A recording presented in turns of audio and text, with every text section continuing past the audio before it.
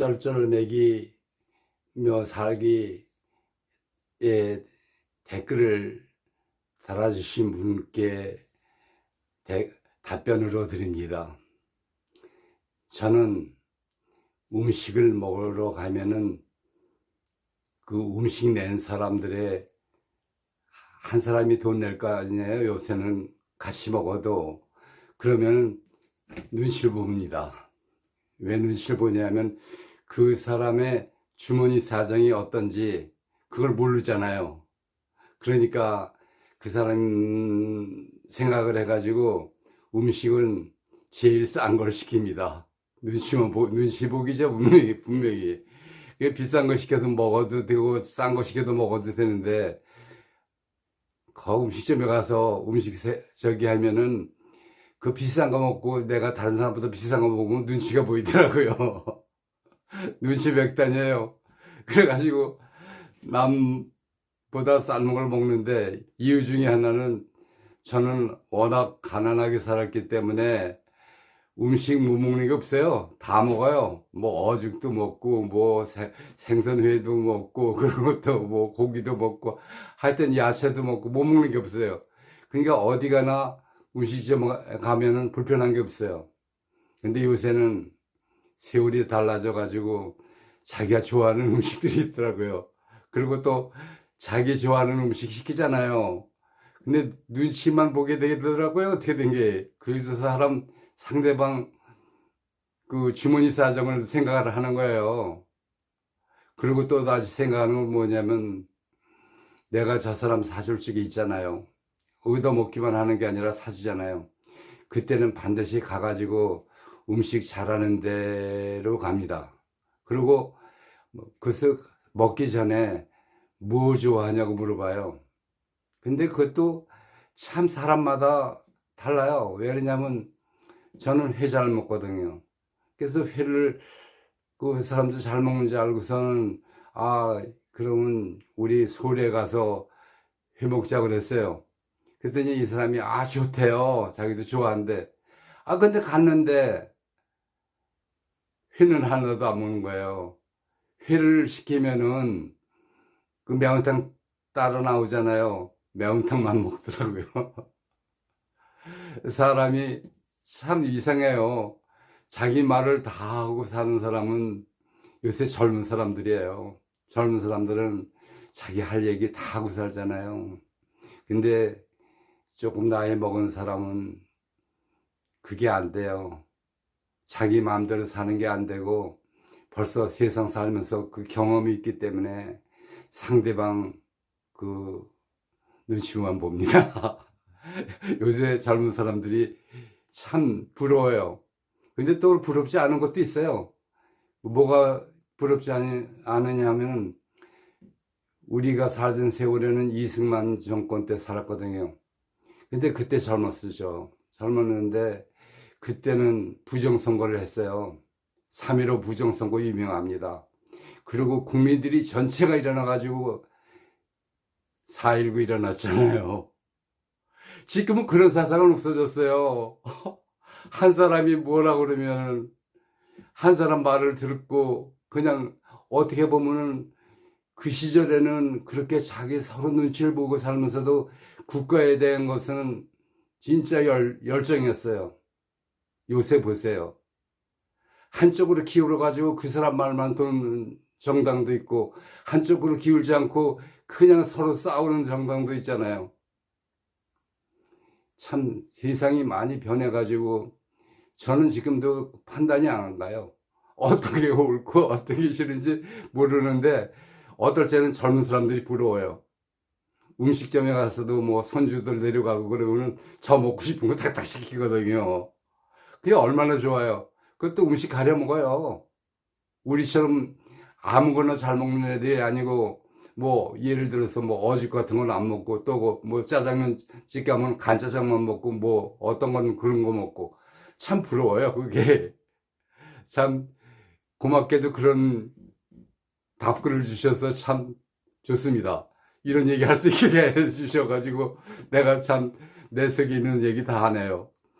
근데 우리가 사는 동안에는 이런 생각을 하는 거예요. 나이 먹은 사람은 저 사람 밥그릇이 얼마큼 되나 내 밥그릇하고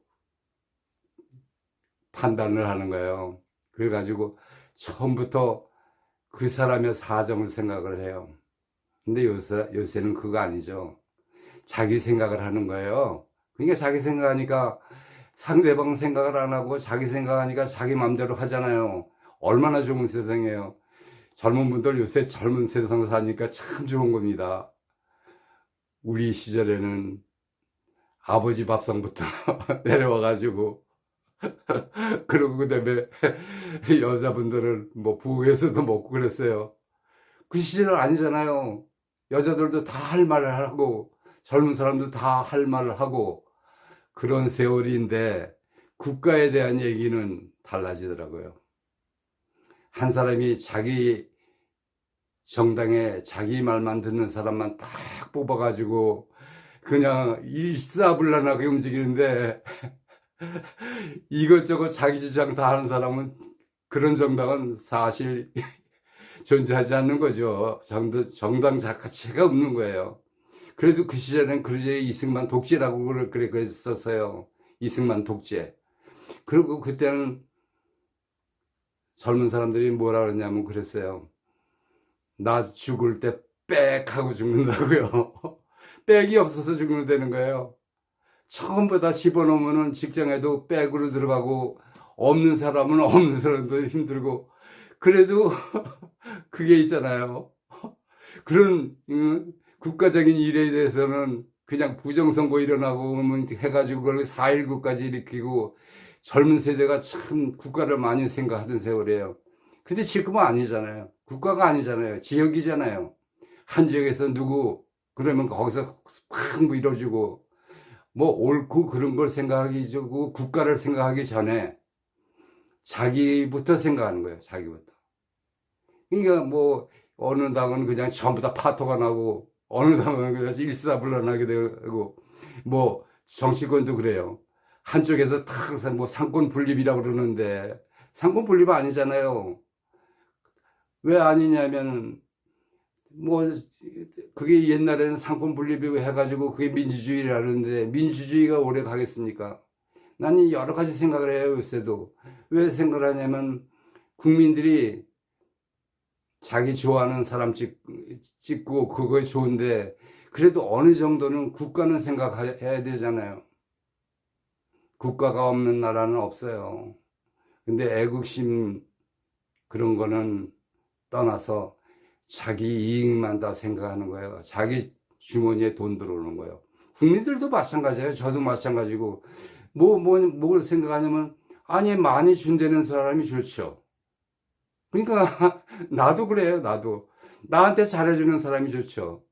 그러다 보니까 나는 무슨 생각을 하게 되냐면 이런 생각을 하게 돼요. 내가 저 사람한테 잘해주면 저 사람도 나한테 잘해준다. 그러니까 공꽃은 없다고 생각하는 거야, 이 세상에. 그러면 그 공꽃은 없기 때문에 내가 사는 동안은 내가 다른 사람한테 잘해주고 원수 짓지 말고 잘 살아야 된다고 생각합니다. 원수 지면요 다 죽어요. 6.25 때 저는 철원에 살았거든요. 두 집이 원수지간이었어요. 그런데 인민군 같은 아들이 집에 와서 숨어서 남쪽으로 내려오려고 딱 있었어요. 근데 어떤 사람이 그걸 찔렀어요. 그래서 국군이 딱 들어왔는데 개머리판으로 머리를 치더라고요. 피가 나고 막 그러는 사람 많은 데서 봤어요. 그런데 저런 경우에는 아니잖아요. 뭐가 아니냐면은 인민군도 많이 왔었고 중공군도 많이 왔었고 또 뭐 국군들도 거기 많이 왔었잖아요. 왔다 갔다 했어요. 그래가지고 인민군 세월이 되니까요. 인민군이 딱 들어왔으니까요. 그 집 몽땅 데려갔어요. 죽었는지 살았는지 몰라요. 원수 짓는 거 힘들어요. 세상 사는 것이 남이 잘 돼야 나도 좋은 거고 그리고 내가 누굴 대접해서 받는 건 괜찮아요. 근데 대접도 안 하고 남의 거 받는 거 그리고 정권을 갖다가 한 정권에 딱 밀어주는 건 그건 아니라고 생각합니다. 상권 분립은 분명히 있어야 되고요. 국민들이 자주 국방하고 자구주 하는 거 참 좋아요. 북한에서는 6.25가 되니까 지금 6.25 때 생각이 나는데요. 무슨 얘기가 들어오냐면 이랬었어요. 6.25 때 미군이 원자폭탄 떨어뜨린다고요. 그래가지고 얼마나 그걸 조사를 했는지 몰라요. 어머니도 이민군한테, 거기서는 이민군이 아니라 내무서예요. 내무서에 들어가서 그거 그거 얘기 들은 거 뭐하고 누구한테 들었냐 뭐 어쩌고 그런 거 취조받았어요.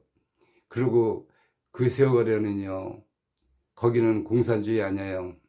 공산주의이기 때문에 기독교인들 거의 다 목사님들 순교당했습니다. 정권이 바뀌고 나면은 우리나라가 어떻게 되는지 몰라요. 독재가 되면은 우리나라가 어떻게 되는지 몰라요. 우리 사는 세상이 다 남을 위한 세상이고 좋은 세상 돼야 되는데 어떨 땐 저는 많이 걱정해요. 그 철원서 살 적에 국민학교 3학년 때 겨울에 뭘 했는 줄 알아요? 캠핑 갔어요. 캠핑. 근데 어머니는 못 가게 해서 나는 못 가지만 거기 가서 크리스마스 그거 세지 못하게 하느라고 갔어요. 크리스마스 때 교회에서 예배 보잖아요. 예배 보는데 나는 그때 참 지금도 잊어버리지 않는 게 그때 8살 땐가 9살 땐가 뭐 10살 땐가 모르겠어요. 어머니가 나를 갖다가 등어리에 하고 입을 팍 뒤집어서 교회 가서 예배 봤어요. 기독교인들도 정신 차려야 돼요. 우리나라가 독재되면 안 됩니다. 절대로 안 됩니다. 자유민주주의가 그대로 생긴 건 아니에요. 우리나라가 이렇게 돼 살고 이런 거 전부 다 선열들이 그만큼 고생하고 그만큼 잘해서 이 나라 이만큼 사는 거예요. 근데 지금은 세월이 바뀌다 보니까 노인네들이 되면 관세 받아요. 왜 관세 받냐 하면은 몇십 년 운전하러 밥벌어 먹은 사람한테도 컴퓨터를 해서 그거를 갖다가 합격하지 못하면 운전 못하게 한다는 거예요. 사고자 내는 거예요. 사고자 내는 거. 개인 택시 운전자들이 많이 사고 낸 거 아니거든요. 제일 사고 많이 내는 건 처음 운전하는 애들이 사고를 많이 내는 거예요. 그런데 뭐라 그래요? 나라에서 노인네들 얘기를 할 적에는 이런 얘기 하잖아요. 노인네가 되면은 사고를 많이 낸다고요. 신문에 크게 나요. 근데 실질상으로는 처음 운전하는 사람이 운전도 제일 많이 하는 거예요. 지금도 그렇잖아요. 지금도 이제 운전 바뀌어가지고 노인이 되게 되면 운전하기 힘들게 되게 되겠어요. 저도 운전면허 있지만 운전을 하는데 앞으로 뭐 그거 가지고 컴퓨터 가지고 하고 그러면은 저도 운전면허 내놓게 생겼어요. 지금도 농사지러 다니거든요. 차가 필요해요. 늙어서도 차가 필요하고 젊었어도 차가 필요하고 지금은 세상이 옛날하고 달라졌어요. 예를 들면 옛날에는 농사 짓잖아요. 농사 지면은 그 땅을 갖다가 전부 다 손으로 했잖아요.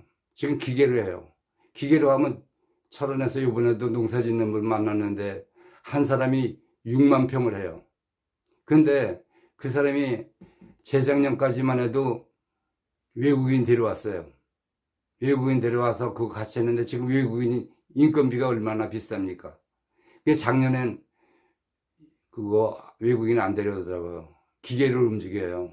그래서 기계 6만 평을 기계로 하는데 콩농사 짓고 뭐 그래요. 그분 가는 것도 그렇고 씨 뿌리는 것도 그렇고 혼자 지른대요. 이런 세월에 저도 농사를 지러 다니지만 운전을 못하게 컴퓨터로 해가지고 뭐 노인네들 사고 많이 낸다고 국가에서 못하게 하겠다는 겁니다. 저도 이제 면허 내려가서 컴퓨터로 해서 그거 합격하는지 모르겠어요. 몇십 년 운전을 했는데, 그리고 사고 별로 안 냈어요. 근데 사고 내는 기록을 해가지고 운전을 못하게 하는 건 당연하다고 생각해요. 사고 많이 내는 사람 운전하지 말아야 돼요. 그렇지 않고 사고도 없이 멀쩡하게 늙어가고 멀쩡하게 그걸로 농사지러 다니고 그러는데, 그걸 그 컴퓨터로 해가지고 검사해가지고 못하게 하겠답니다. 이게 참 세상 돌아가는 곳이요. 노인네들은 노치원 가잖아요. 노치원 가는 사람도 많아요. 그럴 정도 되면 운전하지 말아야 돼요. 그렇지만 늙어가는 것도 그래요. 늙어가는 것도 똑같이 늙어가는 거 아니에요. 저도 나이 있지만 수영도 배우러 가고 뭐 컴퓨터도 배우러 가서 이렇게 크리에이터도 하지만 사람이 똑같은 거 아닌데, 할 수 있는 능력을 젊은 사람들 표준으로 컴퓨터로 다 한다면은 노인들은 젊어서 사고 낸 노인들도 다 면허증 반납하게 됩니다. 참 세상 돌아가는 게 잘 돌아간다고 생각하다가도 어쩔 때는 이런 생각이 들어요. 야, 이게 잘 돌아가는 세상이냐? 내 것만 생각하고 남의 것 생각 안 하고, 내가 잘 되면 되고, 내가 배만 부르면 되고, 내 정권만 잘 되면 되고, 내가 독재를 하면 이 나라를 다 다스릴 수 있다고 생각해요.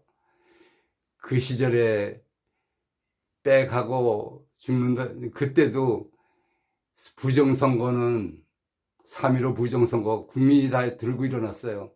요새 보세요. 부정선거 뭐 몇 번 그렇게 나와도 국민들이 부정선거 때 들고 일어나가지고 정권 바뀌자 그럽니까? 나라를 생각하는 거는 국민들이 해야 되는데 한쪽으로 너무 치우치는 것 같아요. 지역에서 한쪽 지역은 뭐 빨갱이고 한쪽 지역은 민주주의인지 몰라도 서로 그 지역 중심으로 나가고 또 그 사람을 보는 눈이 달라요. 범죄자가 국회 다스려도 범죄가 아니에요, 이거는.